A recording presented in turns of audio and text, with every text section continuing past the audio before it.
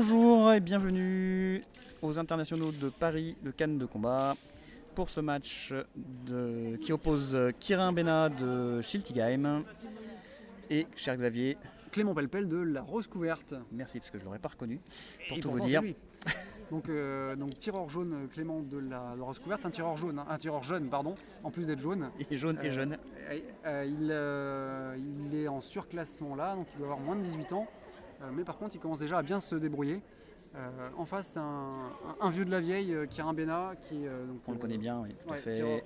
Tireur assez efficace. Entraîné par Benjamin Latte, champion du monde, champion d'Europe, champion de France, vainqueur de la Coupe de France, vainqueur des internationaux, bref, De tout. champion de tous les temps. Donc on va voir comment Clément va se tirer de là. Oui. Le match commence.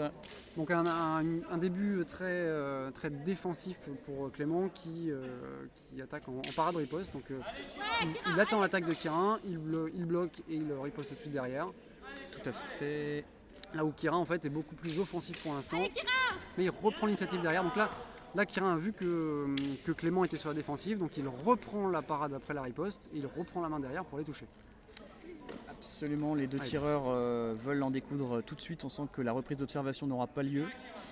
Il y a de moins en moins lieu d'ailleurs. Oui, tout à fait. C'est de moins en moins et au contraire, les tireurs ont plus tendance à marquer des points dès le début, puis après consolider en fait leur avance. Exactement, c'est les tireurs avancés notamment. On voit qu'il y a des stratégies qui ont été mises en place, notamment d'attaque riposte rapide pour vérifier les réactions à certains types d'attaques. Et chez Quirin, on voit bien exactement ce qu'il fait.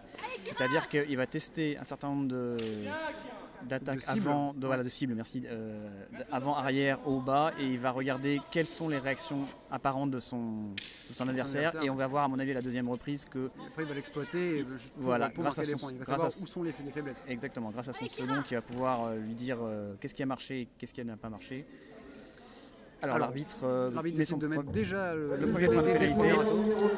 L'arbitre Quentin Lautier qui a été formé récemment, mais qui est parfaitement efficace. Ouais. Nouvelle génération d'arbitres.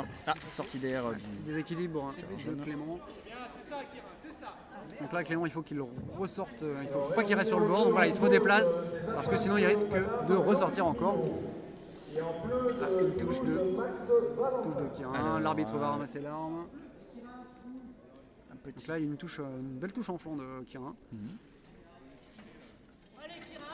Clément va-t-il trouver l'assaut va repartir.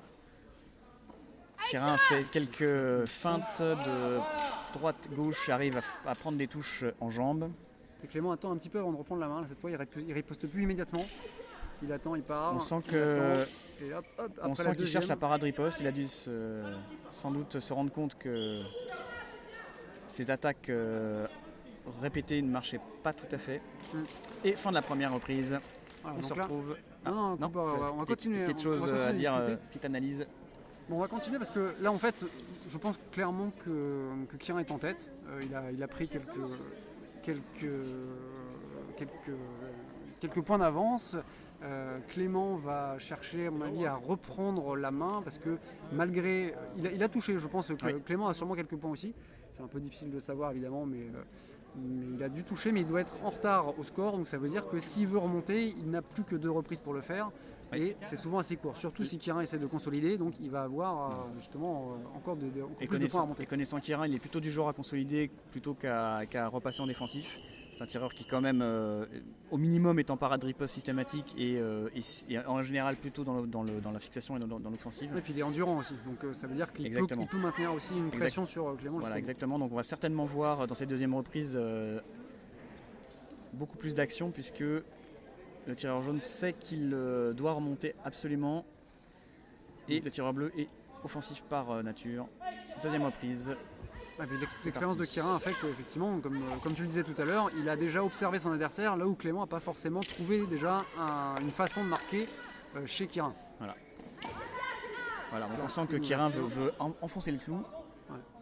Là par contre, effectivement, il était touché. Donc l'arbitre lui fait une remarque, une observation. Si on avait une autre angle de caméra, on changerait là parce qu'il était dans l'alignement, on ne voit plus grand chose. Mais là, c'est bon, on se remet dans l'alignement. Donc il y a une autre chose qui est qui est notable. Donc là, les deux tireurs s'attaquent beaucoup, mais vous voyez qu'il y a une luminosité qui est assez spéciale. C'est-à-dire que quand on s'approche trop du fond de l'air, eh bien, on a le soleil dans les yeux. Donc ça peut être aussi une tactique. Est-ce que les tireurs vont le mettre en place pour aveugler leur adversaire et marquer c'est une technique qui peut être très très gênante, surtout avec les masques des grilles du masque qui peuvent diffracter la lumière, et du coup on peut être complètement ébloui si on a le soleil dans l'œil. Donc ça peut tout à fait être une tactique, une belle double volte de Quirin, mais qui malheureusement finit par un arrêt qui fait un arrêt effectivement pour défaut de parade riposte. Il faut que Clément Alors peut-être aussi que, étant donné que c'est encore les qualifications, peut-être que Clément a un objectif de ne pas prendre beaucoup de touches. C'est-à-dire que s'il est peut-être sur une défensive, il sait qu'il va perdre, mais il va essayer d'amortir le... Peut-être qu'il pense que le niveau est trop haut pour aller chercher, mais qu'il va limiter les dégâts afin de... Ça peut être une stratégie, et garder aussi de la bouteille pour plus tard. Oui. Absolument, et peut-être qu'il n'arrive pas à trouver les ouvertures de toute façon, et que donc il se dit qu'il va limiter le nombre de touches pour être dans le goal average suffisamment haut, et enfin avoir un deuxième assaut qui soit jouable. Quirin qui reste à distance, il déclenche et il reprend sa distance. Ouais, il commence quand même un petit peu à fatiguer manifestement. On en a vu des problèmes, mais là... Laura n'a pas de quoi. Quirin, c'est bien, reste loin. Ok. Allez, troisième et dernière reprise pour cet assaut Quirin versus Clément.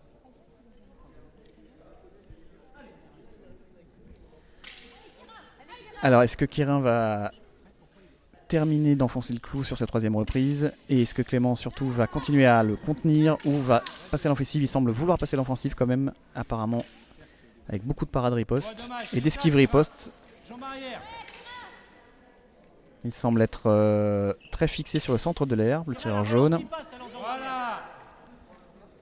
Là où le tireur bleu Quirin semble vouloir prendre les offensives dès qu'il peut.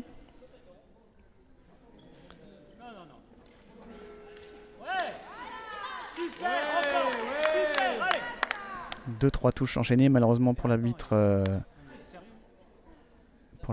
pas assez bas au niveau des fentes.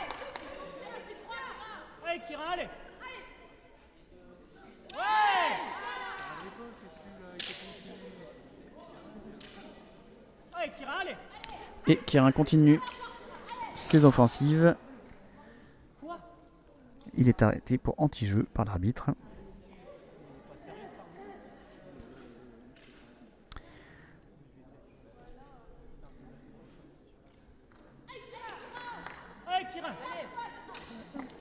Tentative donc de plusieurs coups feintés par le tireur bleu pour essayer de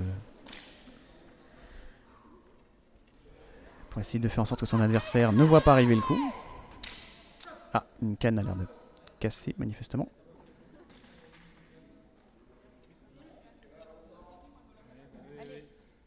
Allez Quirin, allez, reste dedans.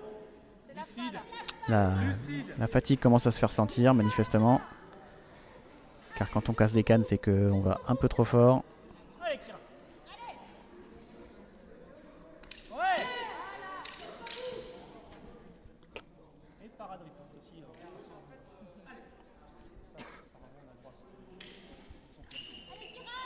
Allez Quirin. Quirin semble vouloir absolument noyer son adversaire sous les coups. Et dès qu'il lance des attaques, est extrêmement productif. Le tireur jaune, quant à lui, a du mal à trouver la parade et pour riposter.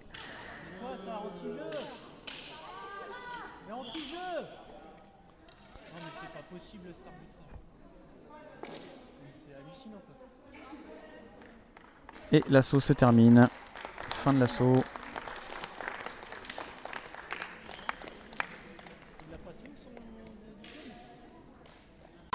Voilà, le tireur bleu Quirin Bénin a été déclaré vainqueur par 14 à 10 si je ne m'abuse.